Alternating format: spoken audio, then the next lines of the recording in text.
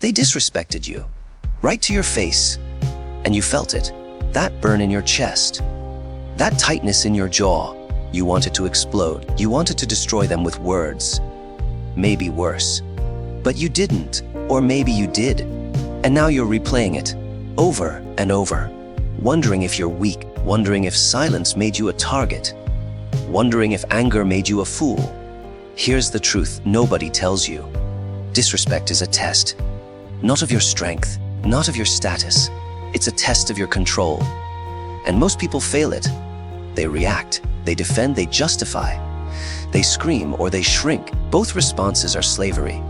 One to rage, one to fear. And the disrespectful person, they win either way. Because they made you move, they made you dance. They pulled your strings and you performed. You think respect is something you demand, something you fight for, something you earn through force or volume or proving yourself. Wrong. Respect is something you command, through presence, through silence, through the terrifying calm of a man who cannot be moved. Disrespect only lands when you give it permission, when you react, when you care, when you let someone else's opinion of you become your emergency. Most men are addicted to validation. They need to be seen as strong, as smart, as worthy. So when disrespect comes, it feels like death.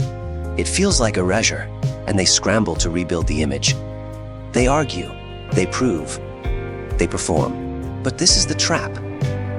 The moment you defend yourself against disrespect, you've already lost. Because defense is admission. Defense is proof that their words mattered, that their opinion holds weight, that you needed their approval in the first place. The truly powerful don't defend, they observe. They let disrespect pass through them like wind through a canyon. Not because they're weak, but because they're unmoved by the judgments of smaller men. They know something most people never learn. Your value is not up for debate. It's not a democracy. It's not determined by consensus. It simply is. And the man who knows this carries a different energy, a weight, a gravity. People feel it, even the disrespectful ones, especially them. Disrespect is noise. It's the barking of a dog that cannot bite, and you don't argue with dogs. You don't explain yourself to them. You don't prove your humanity to an animal. You simply walk past, unbothered, unmoved. And that is what drives them insane. Because disrespect is a game, a power play. And the only way to win is to refuse to play. To stand there, silent, secure, smiling if you want, but fundamentally untouchable. Most people fear silence. They fear being seen as weak, as passive, as a doormat. So they fill the space with noise, with justifications, with threats. But silence is not weakness. Silence is a black hole. It absorbs everything. It gives nothing back. And the person trying to disrespect you, they expect a reaction. They need it. Your anger validates them. Your defense confirms they got to you. But your silence is violence. It's the cruelest thing you can do because it denies them the satisfaction. It strips them of power. It says you are beneath my energy. But here's where it gets deeper. Disrespect doesn't come from nowhere. It comes from perception. People disrespect weakness. They disrespect uncertainty. They disrespect desperation. And if you're being disrespected, there's a reason. Maybe you're seeking approval. Maybe you're trying too hard. Maybe you're performing instead of being. Maybe you're asking for permission to exist. And people smell that. They sense it. And they test you. Not because they're evil, but because humans are hierarchical animals. We're wired to challenge, to probe, to see who holds frame and who breaks. So the disrespect you receive is information. It's feedback. Not about your worth, but about your energy, about what you're projecting, about where you're leaking power. And the mature response isn't rage, it's reflection. Why did this land? Why did this hurt? What part of me is still seeking validation from people who don't matter? What part of me is still a child waiting for approval? Because the truth is this: disrespect only wounds the ego, the false self, the constructed identity that needs to be seen a certain way. But if you've done the work, if you've faced yourself, if you've walked through the fire of your own inadequacy and come out the other side, disrespect becomes irrelevant, not because you're numb, but because you're grounded. You know who you are. You know what you've survived. You know what you're capable of, and some stranger's opinion. Some coworkers' insult. Some family members' passive aggression. It's a fly buzzing near a lion. Let's talk about anger, because anger is seductive. It feels like power. It feels like strength. It feels like justice. But anger is a leash. It means someone else is holding the other end. It means they decided when you feel, how you feel, and how long you feel it. Anger is reactivity, and reactivity is slavery. The angry man is the controlled man. The calm man is the free man. And freedom, true freedom, is the ability to be disrespected and not flinch, to be insulted and not break stride, to be attacked and respond with calculated precision, not emotional chaos. This doesn't mean you become passive. This doesn't mean you tolerate everything. This doesn't mean you let people walk over you. No, there's a difference between reaction and response. Reaction is emotional, immediate, uncontrolled. Response is conscious, deliberate, strategic, and the man who responds instead of reacts is the man who wins. Every time. So what does a response look like? Sometimes it's silence. Sometimes it's a cold, calm boundary. Sometimes it's a single sentence delivered with surgical precision. Sometimes it's removing yourself from the situation entirely, because your time is more valuable than their drama. The key is this: your response must come from a place of power, not pain. From sovereignty, not insecurity. And you'll know the difference by how it feels. If it feels like defense, it's pain. If it feels like decision, it's power. Most people never learn this. They spend their lives ricocheting between rage and resentment, between blowing up and shutting down, between proving themselves and giving up. And they wonder why they're exhausted, why they're bitter, why they feel disrespected everywhere they go. It's because they're still playing the game, still reacting, still giving their power away to anyone who pokes them. But you can be different. You can become the kind of man who walks into a room and the temperature changes. Not because you're loud, not because you're aggressive, but because you're settled, because you've done the work, because disrespect slides off you like rain off stone, and people notice, they feel it. Even if they can't name it, they sense that you're not like the others, that you don't need their approval, that you're operating on a different frequency. They disrespected you because they thought they could. Because somewhere in your body language, your tone, your energy, you signaled uncertainty, you signaled need. You signaled that their opinion mattered more than your own. And they took the shot, not because they're monsters, but because that's what people do. They test, they probe, they push to see where the boundaries are. And if there are no boundaries, they keep pushing. This is the part most people refuse to accept. Disrespect is invited, not consciously, not intentionally, but energetically, through the way you carry yourself, through the way you speak, through the way you tolerate what shouldn't be tolerated, through the way you laugh at jokes that aren't funny, through the way you agree when you should disagree, through the way you shrink to make others comfortable. Every time you betray yourself to keep the peace, you teach people how to treat you. And the lesson is clear: this one bends. So the work isn't just about responding to disrespect. It's about becoming the kind of person who rarely receives it. And that's a different game entirely. That requires transformation. That requires you to confront every part of yourself that seeks approval, every part that performs, every part that pretends, every part that's still trying to prove something to people who don't matter. Let's go deeper. Why does disrespect hurt? Because it threatens your identity, your story about who you are. You've built this image, This narrative, I'm a good person, I'm competent, I'm respected, I'm strong, and then someone says or does something that contradicts that story. And your whole system panics. Because if the story isn't true, then who are you? If you're not respected, are you worthless? If you're not seen as strong, are you weak? If you're not validated, do you even exist? This is the crisis, the existential terror beneath the anger. And most people never face it. They just keep defending the story, keep fighting to maintain the image, keep collecting evidence that they're enough. But it's exhausting, because the story is fragile. It requires constant maintenance, constant validation, constant proof. And the moment someone disrespects you, the whole structure wobbles. So you rage, or you collapse. Both are just different flavors of the same fear. But what if you let the story die?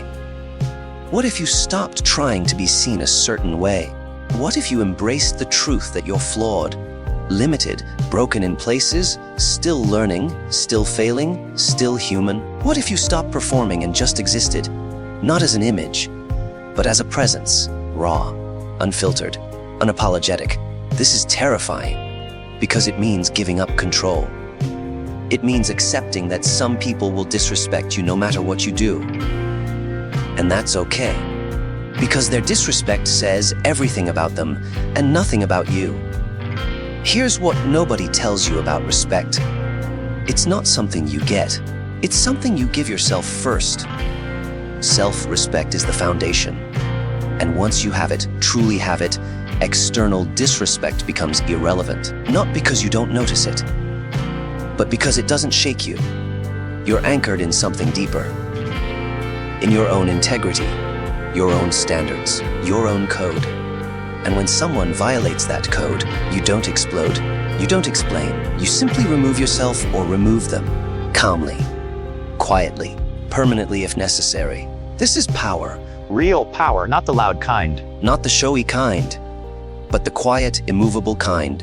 The kind that doesn't need to announce itself. The kind that simply is. And people feel it, even the ones trying to disrespect you. Especially them. Because deep down, they're testing themselves, not you. They're trying to confirm their own fears.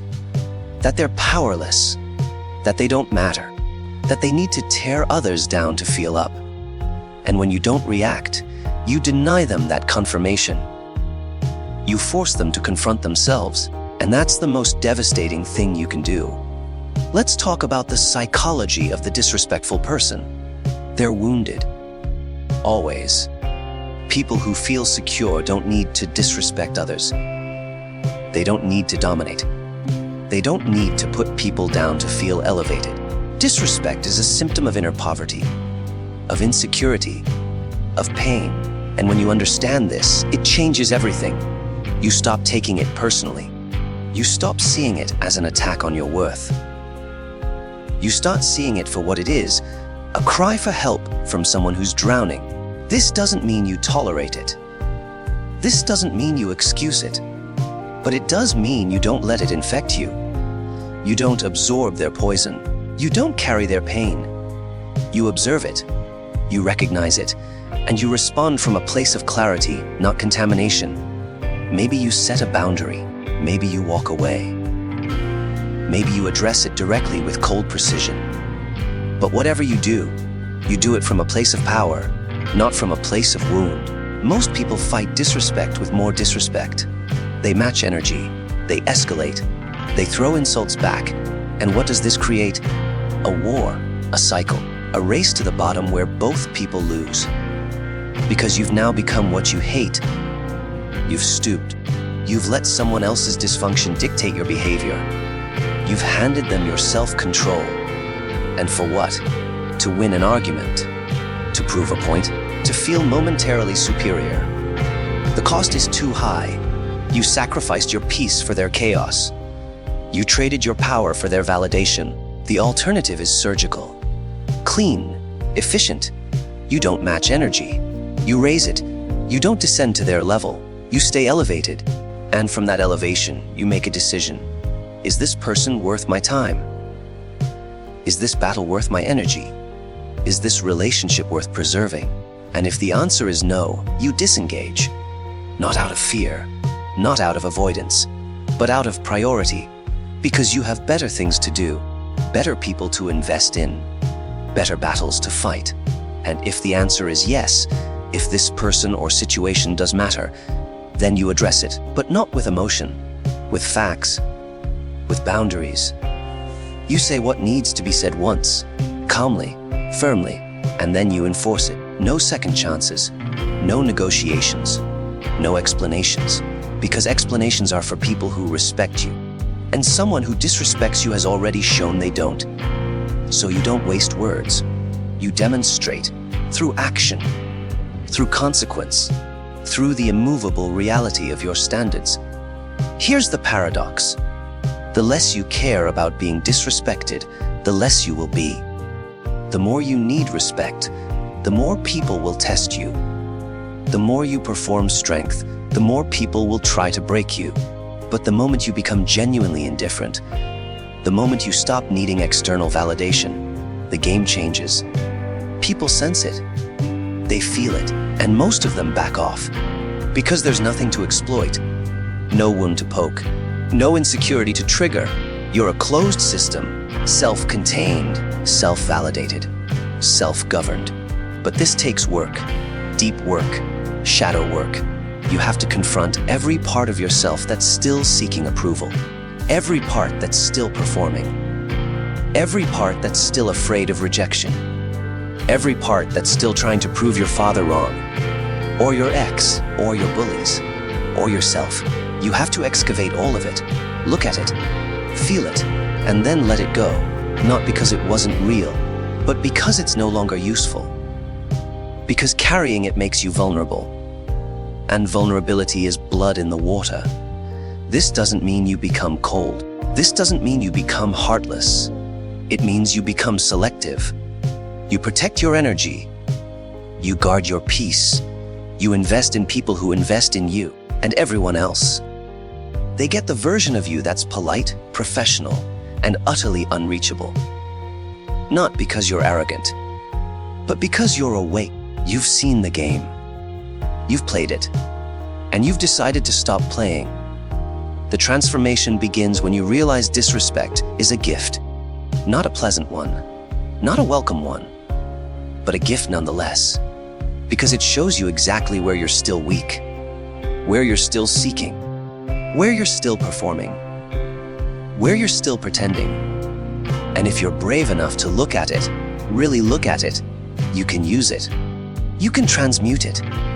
You can turn the poison into medicine. Every moment of disrespect is a mirror. It reflects back the parts of you that haven't healed, the parts that still need external validation, the parts that still believe your worth is negotiable, the parts that still think you need permission to exist. And when you see those parts clearly, you can begin the work of integration, of healing, of becoming whole, not perfect, but complete, not invincible, but unshakable. This is the path, not of suppression, not of denial, but of alchemy. You take the disrespect, you feel it fully, you let it move through you, and then you ask the question that changes everything. What is this teaching me? Not about them, about me. What part of me is still open to this? What part of me is still bleeding? What part of me is still begging for approval from people who can't give it? And then you close the wound. Not with anger, not with bitterness, but with awareness, with boundaries, with the conscious decision to stop betraying yourself, to stop shrinking, to stop performing, to stop pretending. You become ruthlessly honest, with yourself first, and then with the world. You stop saying yes when you mean no. You stop laughing at jokes that aren't funny. You stop agreeing to keep the peace. You stop tolerating what shouldn't be tolerated. This will cost you. Make no mistake. Some people will leave. Some relationships will end. Some opportunities will close. Because when you stop playing the game, the players get uncomfortable. They'll call you arrogant, cold, changed, difficult. And they'll be right. You have changed. You've become someone who respects yourself. And that's terrifying to people who need you small, who need you compliant, who need you seeking their approval. Let them go. Not with anger, not with drama, but with clarity. With the understanding that some people are only in your life because you allowed them access, because you tolerated their disrespect, because you accepted their low standards. And the moment you raise your standards, they can't meet them, so they leave. Or you remove them. Either way, it's a win. Because you're no longer carrying dead weight. You're no longer investing in people who don't invest in you. You're no longer bleeding energy into relationships that drain you. This is the pruning, the necessary loss, the fire that burns away everything that isn't essential. And it's painful. Because humans are social creatures.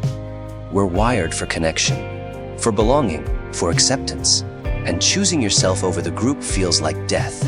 It triggers every ancient fear: abandonment, rejection, isolation. But on the other side of that fear is freedom. Real freedom. The freedom to exist as you are, not as they need you to be. And here's what happens. When you stop seeking respect, you start commanding it.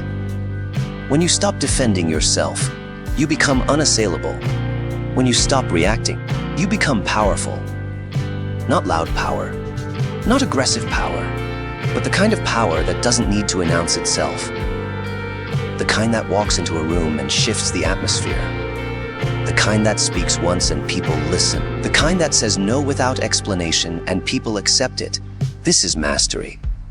Not over others, over yourself, over your reactions, over your need for validation, over your fear of rejection. And when you master yourself, the external world falls into place.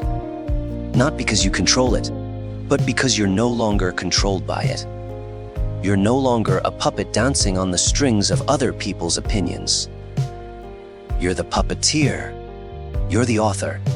You're the architect of your own experience. But let's be clear. This doesn't mean you never feel disrespected. It doesn't mean you're immune. It doesn't mean you've transcended humanity. You're still human. You still feel. You still hurt. But the hurt doesn't own you anymore. It doesn't dictate your behavior. It doesn't consume you. It passes through. Like weather, like seasons. It comes, it goes, and you remain steady, centered, unmoved by the storm. This is the practice daily. Hourly, moment by moment. Someone disrespects you. You feel the heat rise, the anger surge. The old patterns activate, and then you pause. You breathe. You observe. You choose. Not reaction, response. Not emotion, decision. Not chaos, clarity.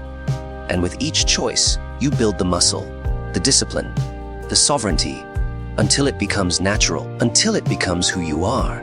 And people notice. They might not say it. They might not acknowledge it. But they feel it. The shift, the change, the new energy you carry. Some will respect it. Some will resent it. And both are fine. Because you're no longer seeking their approval. You're seeking your own. You're answering to yourself, to your standards, to your code. And that code is simple. I will not betray myself. Not for acceptance. Not for approval. Not for peace. Not for anything. This is the vow, the commitment, the line in the sand. And when you commit to it fully, everything changes. You stop attracting disrespect because you stop tolerating it. You stop experiencing it because you stop engaging with it. You stop suffering from it because you stop identifying with it. It happens. You observe it. You respond appropriately. And then you move on, unburdened, unattached, free. Let's talk about revenge. Because the temptation is real. When someone disrespects you, part of you wants to destroy them, to humiliate them, to make them feel what you felt, to prove you're not weak, to reassert dominance. And this is understandable. But it's also slavery, because revenge keeps you tied to them. It keeps you thinking about them, planning, obsessing, waiting for the right moment. You think you're winning, but they're still controlling you. They're still living rent-free in your mind. They're still dictating your actions. True power is indifference.